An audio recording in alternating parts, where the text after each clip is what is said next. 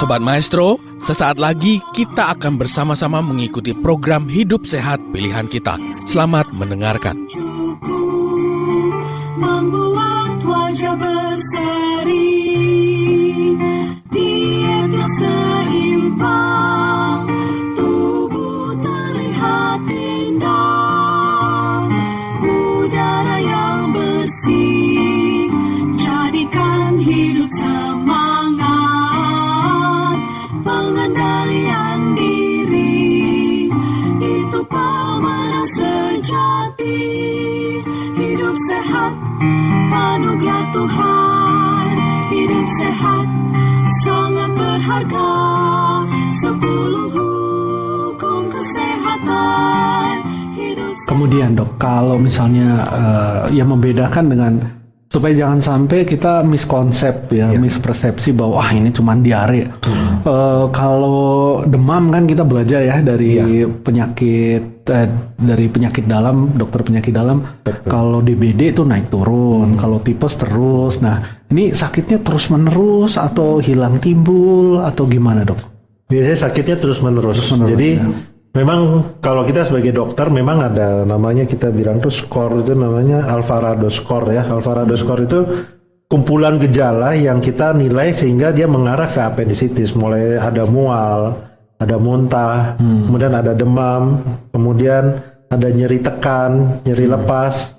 Kemudian kita periksa juga hasil darah seperti itu. Biasanya ada peningkatan leukosit atau sel darah putih. Karena infeksi dokter ya. Jadi kita kalau akumulasi skor itu misalnya kita total lebih dari 8, biasanya tetap ke arah radang usus buntu. Baik. Jadi itu penting juga kita ketahui, jangan sampai cuman sakit diare kemudian lari ke dokter bedah ya, dokter ini padahal ternyata cuman diare itu. Harusnya ke penyakit dalam gitu kan. Berarti butuh berapa lama tuh ya dok ya, kalau orang misalnya sudah rasa sepertinya di perut saya bagian bawah, terus sakitnya terus menerus seperti gejala yang dokter sampaikan, itu kapan mereka harus segera pergi ke dokter dan mungkin memang ke arah usus buntu? Memang harus ke IGD secepatnya ya. Jadi kalau dari kami dari bagian ilmu bedah itu memang kalau penyakit yang kita bilang apendisitis akut itu dia suatu kondisi kegawat daruratan yang memang perlu dilakukan tindakan segera.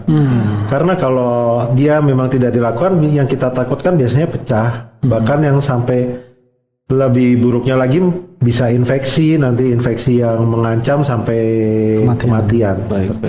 Iya sih, saya baru-baru ini ada cerita yang menyedihkan juga karena teman anak saya di sekolah.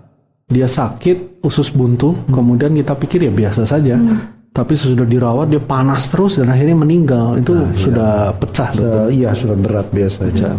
Apa yang menyebabkan dia pecah dokter? Apakah cairannya tidak bisa keluar, tersumbat terus gitu?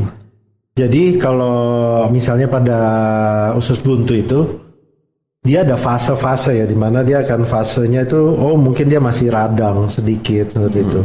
Tapi ada fase di mana biasanya dia hari keempat atau hari ketiga, keempat, kelima itu dia akan fase di mana kalau pasien itu tidak berobat ke dokter, lemak di dalam perut itu dia akan membungkus dia. Jadi akan sistem emang ada sistem pertahanan di dalam perut itu.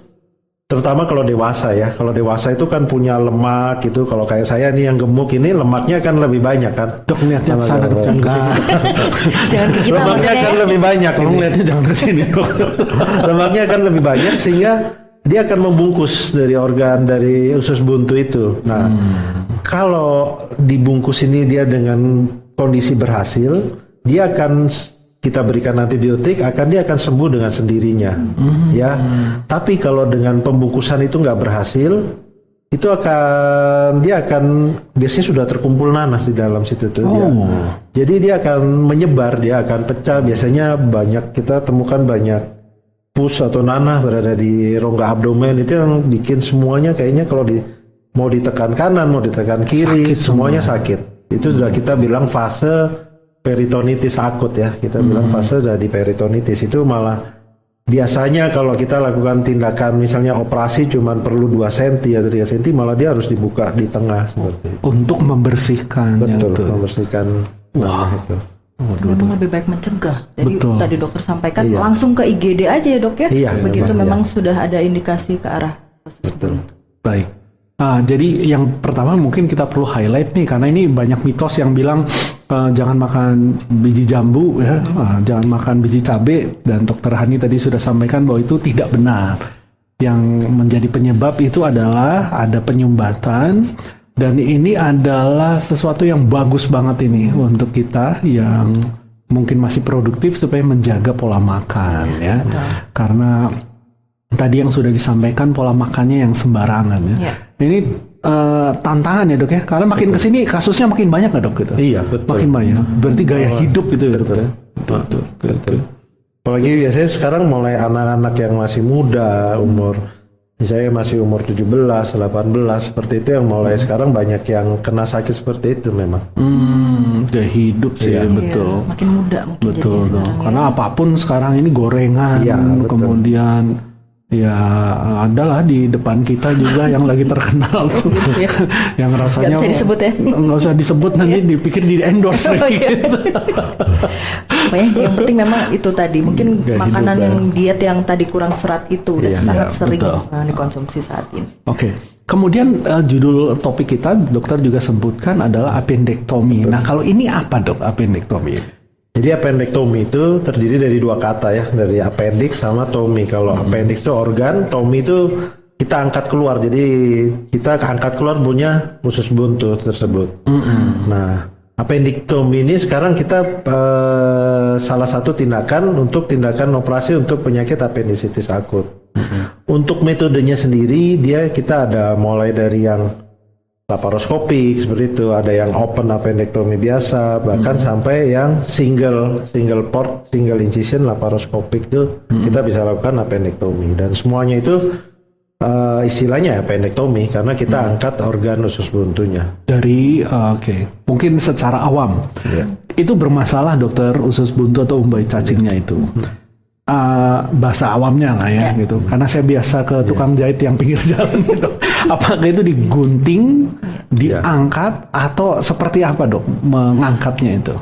Harus kita jahit ya, sebelum kita angkat itu memang kita harus jahit, karena kalau nggak kita jahit, usus ya kotoran yang ada di dalam usus itu akan keluar dari lubang ini kan.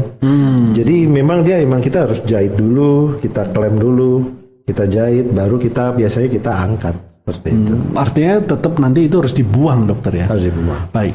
Ada nggak dok pengaruh ke seseorang? Saya sih dengar baca artikel beberapa bahwa teorinya orang kalau kehilangan satu ginjal masih survive, tapi katanya lemes.